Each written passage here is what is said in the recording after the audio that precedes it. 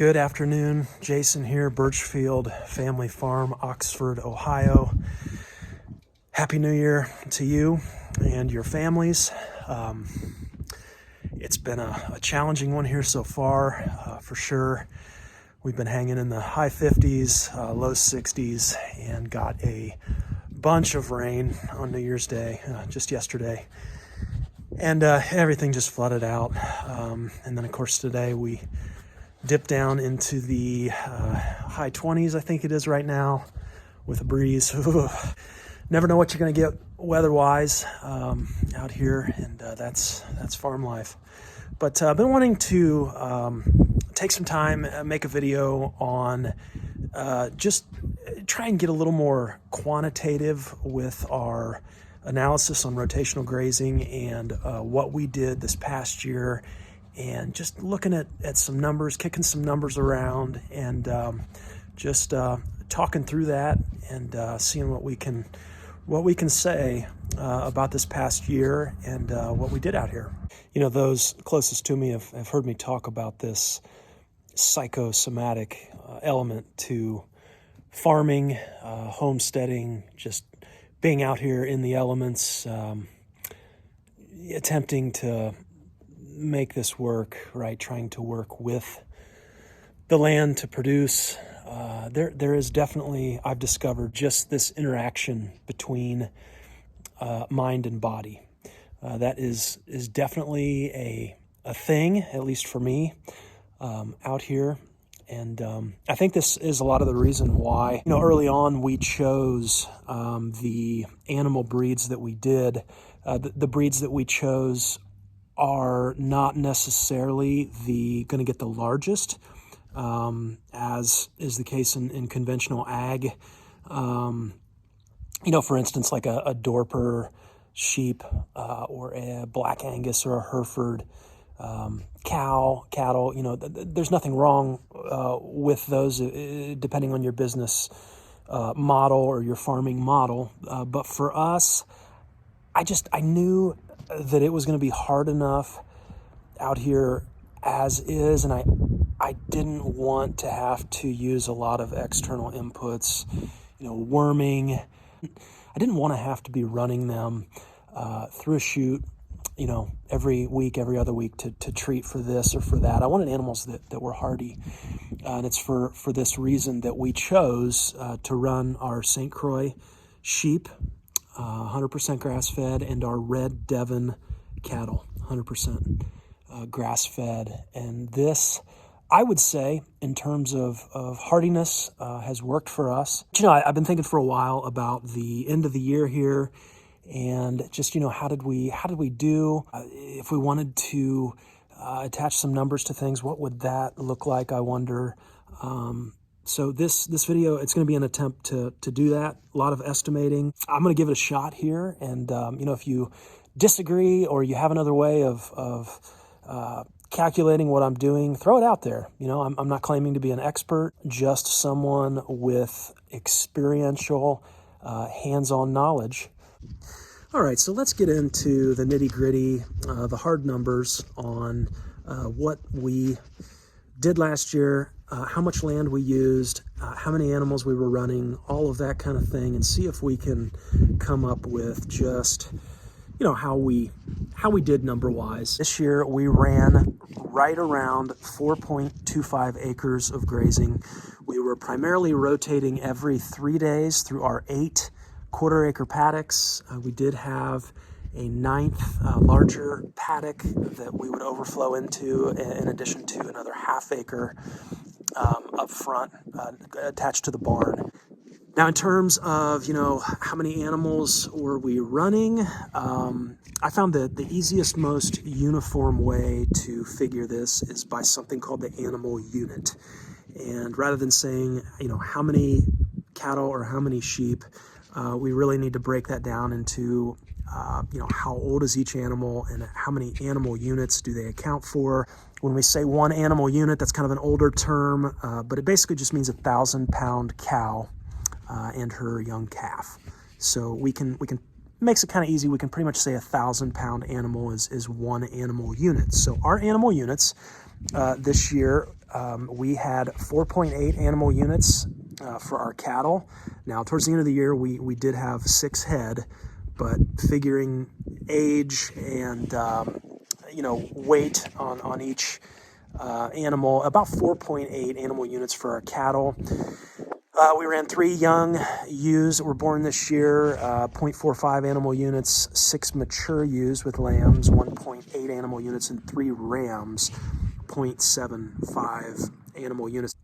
So total for our 4.25 acres of grazing ground, we ran 7.8 animal units. Now, that's not all we did. Thinking back, we also raised 200 meat chickens, or broilers, on this 4.25 acres, and ran 50 layers, a flock of approximately 50 layers. So that's an additional 1.5 animal units. So our total animal units for 4.25 acres of grazing, 9.3 animal units. Now, we could stop there and we could say, around here, the general rule of thumb is 1 cow-calf pair per acre. So we could say, okay, we ran 9.3 animal units on 4.25 acres of land.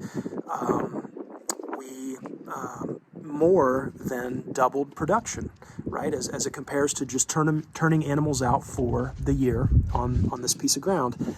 But what about hay? That's the wild card. In other words, we could just be feeding an enormous amount of hay, right, which is produced and brought in from additional acreage. So that would really nullify the analysis here. It wouldn't really hold up. So let's go back and let's take a look at our hay consumption. So in order to do that, we really need to find out how much additional acreage we are needing to produce all the hay that our animals are consuming. So how much hay are we consuming? And our hay season in Ohio is about 120 days or 16 weeks. And I'm willing to say, conservatively, that we're feeding about 1 large 1,000-pound hay round every week through those 16 weeks, plus, let's say, a couple hundred square bales. And our squares here are around 40 pounds each.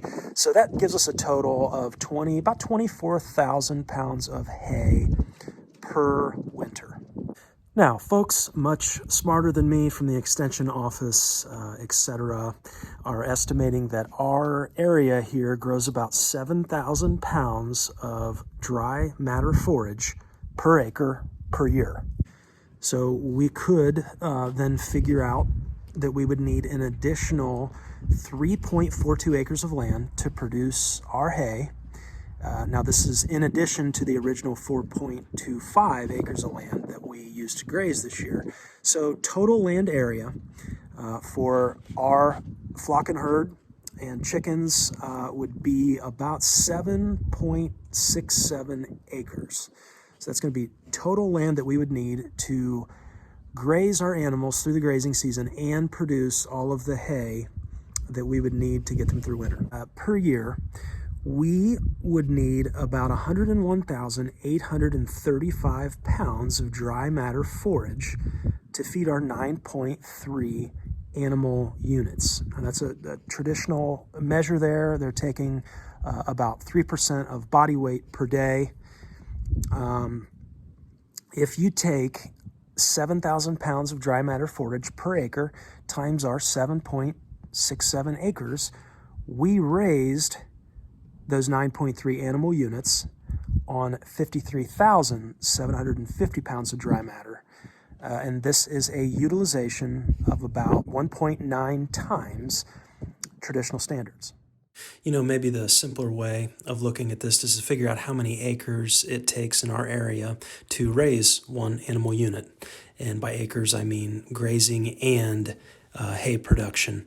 And if you do that math, you come up with about 1.56 acres per animal unit, and multiplying that by our 9.3 animal units, you get 14.5 acres would take traditionally, and then you divide that by what we utilized, which was 7.67, and you come up with the same result, about 1.89. What does that mean for us as a whole here and how we fared this past year? Well, rotating every 3 days, I am reasonably confident in saying we were able to just under double production per acre as compared to conventional standards here in year 2. So just under double production per acre on our ground. The question I have now at this point, if we are producing more per acre, we're obviously using more labor to do that. These every 3-day moves require, 15 minutes a day.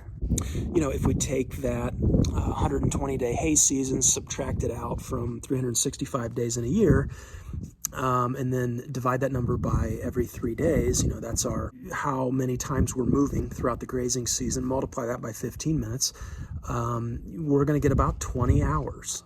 20 hours a year, that we're spending emptying the water, moving it, dragging the mineral feeder over. Now, this is 20 more hours than somebody who is raising sheep and or cattle conventionally. This is additional labor that's required.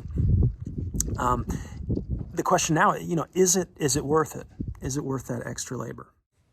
I'm a firm believer that numbers do not always tell the full story, especially in the startup years of a farm. Nonetheless, let's press in here as I'm reminded by many that an enterprise needs to be profitable. Let's say we were at 1.9 times utilization at 9,300 pounds.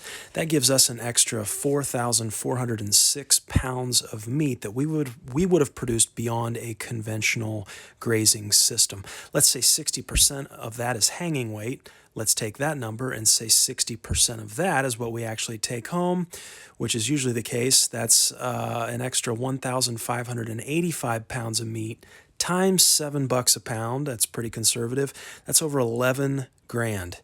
Divide that by our original 20 hours, and we come up with $554 an hour.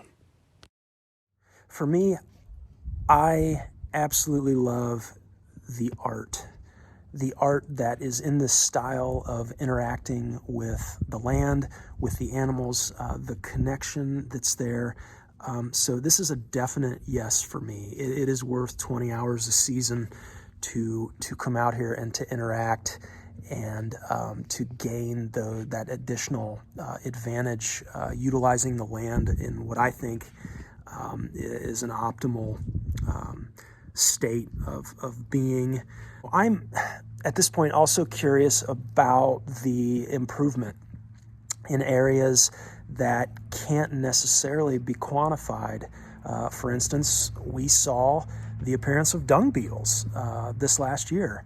Incredibly exciting. But at this point, looking back on the year, to say that we used the land to double its traditional capacity, that's very satisfying to me. And it doesn't just end there, though, is my point. For me, there are additional benefits that can't necessarily be quantified. Healthier and hardier animals and developing these genetics too is very exciting to me. So I'm sure there are lots of people out there with additional insights. If this analysis, if you think it's flawed, chime in. Let's get a conversation going. Let's talk about it. Hopefully this can be a place where we all learn and grow. And Happy New Year to you and your families. Take care.